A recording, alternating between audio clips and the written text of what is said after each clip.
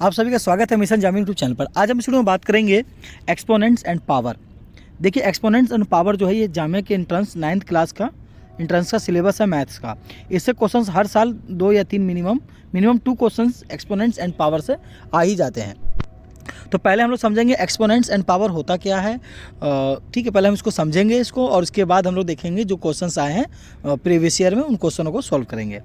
देखिए जैसे कि मान लीजिए यहाँ पे लिखा है 10, उसके ऊपर लिखा है 4, इसको हम कैसे पढ़ेंगे 10 रेज टू दी पावर 4। और जो नीचे होगा ये 10, ये क्या हो जाएगा, इसका बेस कहलाएगा। और जो ऊपर 4 है ये क्या कहलाएगा, इसका एक्सपोनेंट। यानी कि बेस हमारा 10 है और एक्सपोनेंट 4 है, तो जो एक्सपोनेंट होगा वो ऊपर होगा, बेस जो होगा नीचे लिखा जाएगा। ठीक है, अगर इसका एक्सपोनेंट्स कितना है 4 है, तो इसका मतलब ये 4 टाइम लिखा जाएगा और मल्टीप्लाई करके 4। ठीक है, एक हो गया 2 3 4 4। अगर मान लीजिए एक्सपोनेंट की पावर अगर माइनस में हो एक्सपोनेंट, तो हम उसको अगर हमें पॉजिटिव बनाना तो हम क्या कर देंगे, हम उसको कर देंगे 1 अपॉन में लिख देंगे, जितना भी है माइनस है तो वो प्लस में आ जाएगा। वैसे ऊपर में रहेगा तो -1 -4 था, नीचे आ गया तो प्लस का 4 हो जाएगा। ठीक है, अब लॉ ऑफ एक्सपोनेंट, यानी कुछ लॉ है एक्सपोनेंट के। एक्सपोनेंट में क्या क्या करना है आपको, जैसे कि अगर आप मल्टीप्लाई कर रहे हैं, ठीक है, तो आपका बेस अगर सेम है और जो आपकी एक्सपोनेंट यानी जो आपकी पावर जो है वो अलग अलग है, तो इस केस में आपका क्या होगा कि जो बेस होगा उसके ऊपर आपको उसका दोनों पावर जो होगा अलग अलग पावर है वो आपका प्लस हो जाएगा। एग्जाम्पल के लिए यहाँ पे देखिए आप लोग 3 है, 3 raise to the power 2 multiply by 3 raise to the power 3। तो यहाँ क्या है, बेस दोनों का सेम है, तो इस केस में क्या होगा, हमारा पावर प्लस हो जाएगा, यानी 8 हो जाएगा। तो 3 की पावर हो जाएगी 2 + 3, यानी 3 की पावर क्या हो गया हमारा 3 रेज टू दी पावर 5। ठीक है, अब ये हो गया। अब इनको आप अलग अलग करके भी देख लीजिए। अब इनको अलग रखिए, 3 की पावर 2 और 3 रेज टू दी पावर 3। तो अब 3 की पावर 2 एन स्क्वायर, 3 का स्क्वायर क्या होता है 9, अब मल्टीप्लाई बाई 3 का क्यूब क्या होगा 27। अगर 9 को 27 से मल्टीप्लाई करेंगे तो 243 आएगा। अब ठीक इसी तरह अब 3 की पावर 5 रख लेंगे, तो इसका मतलब क्या 5 बार 3 मल्टीप्लाई हो रहा है, 1 2 3 4 5। अब इनको करिए 3 इंटू 3 करेंगे तो क्या 9 आएगा, 9 इंटू 3 करेंगे तो 27, 27 इंटू 3 करेंगे तो 81, 81 इंटू 3 करेंगे तो 243। ठीक है, आंसर आपका सेम आ गया, इसका मतलब सही है पहला लॉ। दूसरा लॉ क्या कहता है कि बेस हमारा सेम हो, ठीक है, और पावर अलग हो, तो हम क्या और उसमें डिवाइड करेंगे। तो जब बेस हमारा सेम होगा तो डिवाइड करेंगे हम लोग, तो क्या होगा पावर जो होगा हमारा माइनस में हो जाएगा। पहले वाले से दूसरा लॉ जिसको हम डिवाइड करें वो माइनस में आ जाएगा, तो m - n यहाँ पर हो गया। एग्जाम्पल के लिए देखिए यहाँ पे 3 की रेज टू दी पावर 3 है, डिवाइड बाई 3 की power raise to the power 2। तो अब यहाँ पे क्या है, बेस दोनों का 3 यानी बेस दोनों का सेम है, तो यहाँ पे क्या होगा पावर माइनस होगा, यानी 3 ऊपर में 3 की पावर 3 - 2 यानी 1, 3 की पावर 1। अब 3 की पावर 1 होगी तो 3 हो जाएगा, यानी 3 को अपने आप 3 एक बार में आएगा। ठीक है, समझ गए, ये दूसरा लॉ हो गया। तीसरा लॉ ये कहता है कि अगर बेस अलग हो और पावर सेम हो, तो हम क्या, और मल्टीप्लाई हो, तब हम क्या कर देंगे, इनको बेस को ही आपस में मल्टीप्लाई कर देंगे और जो पावर है वो रहने देंगे। जैसे कि 3 रेज टू पावर 3 की पावर कितनी है 2 है, या 4 की पावर 2 है, तो यहाँ क्या है हमारा जो बेस है वो अलग अलग है, तो हम इस केस में क्या करेंगे, बेस को मल्टीप्लाई करेंगे और जो पावर ऊपर रख देंगे। तो 3 × 4 कितना हो जाएगा हमारा 12, 12 की पावर 2। अब 12 का स्क्वायर करते तो हम कितना आता है 144 आता है हमारा। ठीक है, तो ये तीसरा लॉ हो गया। चौथा लॉ ये कहता है कि अगर पावर सेम है और जो बेस है वो अलग अलग है, डिवाइड होगा तो सीधी, तो क्या करेंगे हम इस केस में बेस को डिवाइड कर देंगे, जैसे ये वाले बेस को इससे डिवाइड कर देंगे और जो पावर है पावर चेंज नहीं होगा। जैसे 4 की पावर 2 है डिवाइड बाई 8 की पावर 2, तो हम क्या करेंगे यहाँ पर 4 डिवाइड बाई 8 और ऊपर में इसकी पावर 2 कर देंगे। ये 1 वेर में 2 वेर में, तो 1/2 है, इनका स्क्वायर है, तो 1 का स्क्वायर करेंगे तो 1, 2 का स्क्वायर करेंगे तो 4, तो 1/4। अब इसको डिवाइड कर देंगे तो 0.25 आ जाएगा।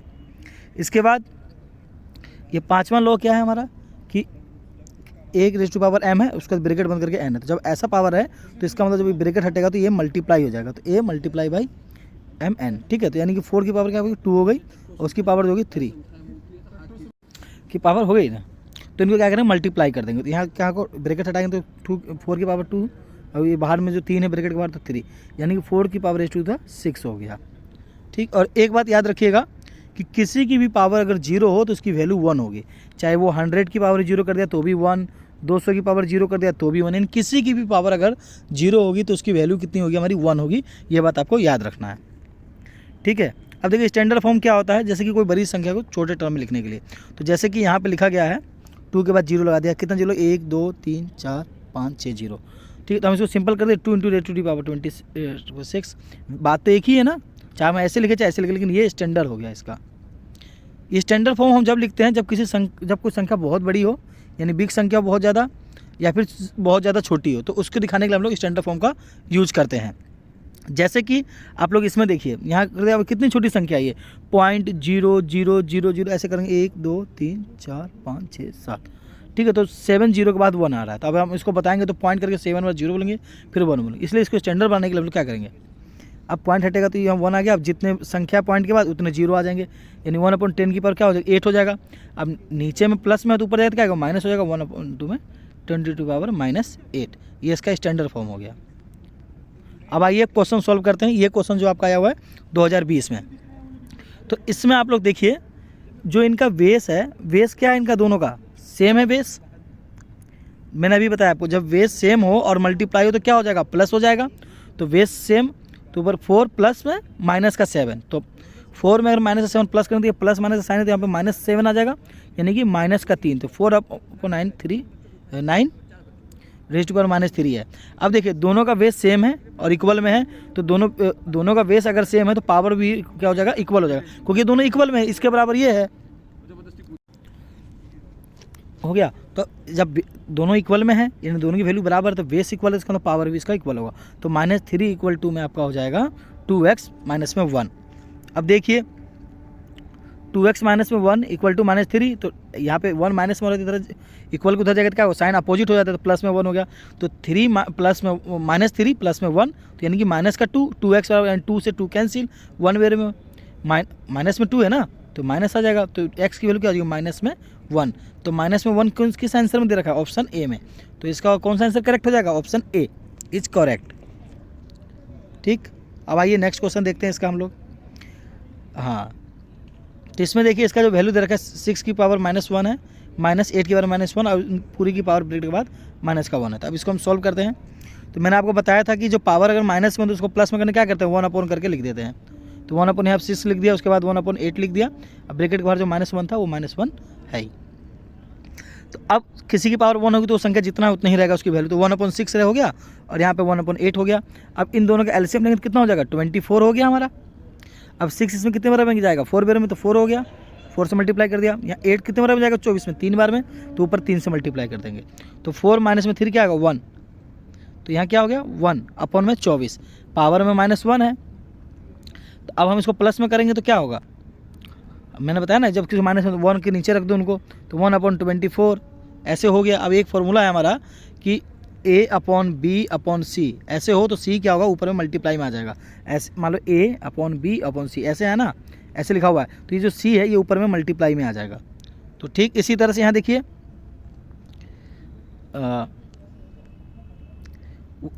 यहाँ पे C क्या होगा हमारा 24 हो गया, तो ये क्या है ऊपर मल्टीप्लाई में आ जाएगा 24, तो 1/1 मल्टीप्लाई बाई 24, तो कितना होगा इक्वल टू में 24 आ जाएगा।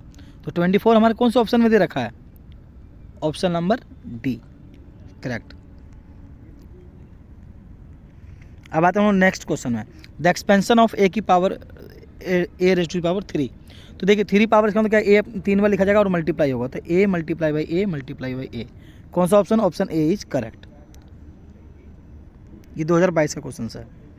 अब आइए, तो मैंने आपको बता दिया किसी की भी पावर अगर 0 है तो चाहे वो कोई सी वैल्यू हो आप उसको 1 लिख दीजिए, चाहे वो माइनस हो प्लस कोई सी वैल्यू हो, अगर पावर उसकी 0 होगी तो उसकी वैल्यू होगी 1, तो ऑप्शन डी इज करेक्ट।